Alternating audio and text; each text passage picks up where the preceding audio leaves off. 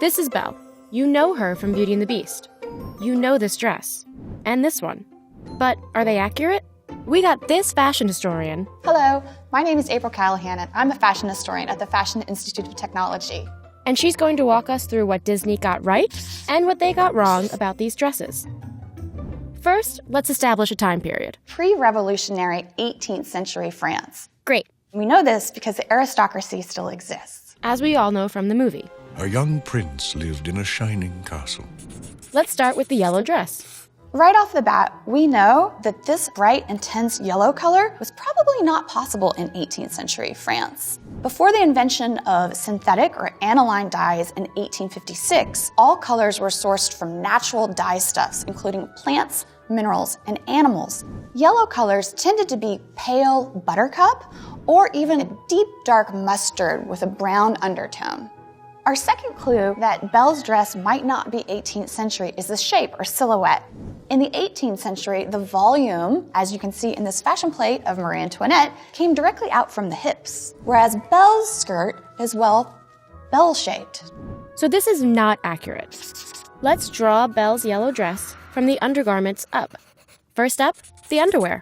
During the 18th century, the very first layer of undergarment that both men and women wore were known as a chemise, which was either made of cotton or linen.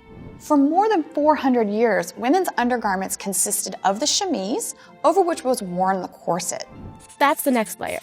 In the 18th century, corsets kind of created a conical shape, emphasizing a very narrow waist and raising and lifting the bosom.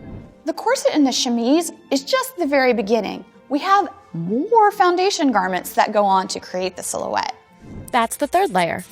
To create the volume of the skirt, women were actually wearing basket-like constructions strapped around their waist. These were known as panniers. Panniers were often made of either wood, cane, or even wire. So as an aristocrat, your panniers would be wider the higher rank you are. Some of these skirts were so wide that they had to enter and exit a room sideways. Belle's dress, the silhouette, is actually far more 19th century than it is 18th century. Here we see a fashion plate from the 1850s. This is remarkably similar to the style of dress that Belle is wearing. The fourth layer would be the petticoats.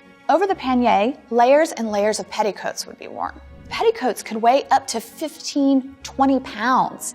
And then the gown, which was in multiple pieces. Your gown wasn't exactly like we think of a dress today because it didn't close in the front. It was more of like a long jacket. The second part of the gown?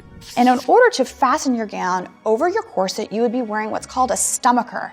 And a stomacher is a stiffened triangular piece of textile that your gown would then be pinned or sewn to keep the front of your dress closed. Women were literally sewn into their dress each and every day. Let's face it, 18th century fashion was not comfortable. Finally, we have to look at Belle's hair, which for this time period is missing a huge component. This is a pouf, these extremely trendy, fashionable hairstyles, which were created partially by a wig, which might have an understructure of wood or wire, and then the wearer's own hair would be arranged around this. The height of some of these poufs could be 1 or 2 or 3 feet even. Like we said, huge. So here's what Belle would have looked like compared to the original Disney look. Oh wait, one more thing. You will also note in 18th century fashion, gloves were not so much of an important accessory, fans much more so. Certain movements with your fan could be considered flirtatious, and you could even answer yes or no by placing the fan on one cheek versus another. So finally, this is what Princess Belle would have looked like. Now let's look at Belle before all of the dancing and singing with inanimate objects. Belle's blue day dress. Belle lived in a provincial town. There must be more than this provincial life. Was her blue dress appropriate for an 18th century commoner? The two main things that are wrong with Belle's look in town is that she's not wearing stockings and she's not wearing a hat. So this is not accurate either. Now we're going to draw every layer of this dress. Her underwear would have also been a chemise. The next layer would have been stockings. Regardless of class in the 18th century, all women wore knit stockings. Thigh were essentially like thigh-high tights, but because elastic had not been invented yet, you had to secure the stocking to your leg by tying a ribbon just above the knee. And then the corset.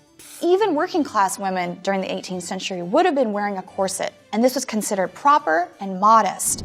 In this particular image, we see a male corset maker fitting a corset to this woman. It was actually legally mandated that only men were allowed to make corsets, and this was all part of the 18th century guild system.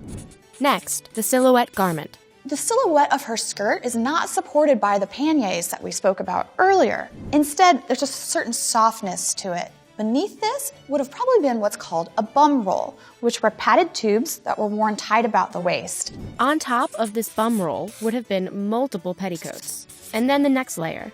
A caracal being a short jacket that tended to have a little flounce in the back. And this would be paired with a skirt. Over the garments was the apron.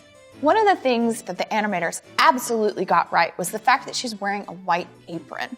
During the 18th century, clothing and textiles were tremendously expensive, so to protect and care for your clothing, working-class women tended to wear aprons over their textiles. And she would have worn a hat. All women wore bonnets, caps, or hair ornaments. To display your hair in public was a signal of sexual availability. Finally, the last piece. This little kerchief around her shoulders is called a fichu. Because the corsets forced the breasts up and out, every once in a while there was an occasional nip slip. And the fichu prevented that and provided a little bit more modesty. So here's what townsfolk Belle would have looked like compared to the Disney version. The Disney animators have taken design and aesthetic references spanning several different decades to basically create a romanticized, fictionalized, historic past. And this makes the film, indeed, a tale as old as time. And that's what Belle would have worn if she lived in history.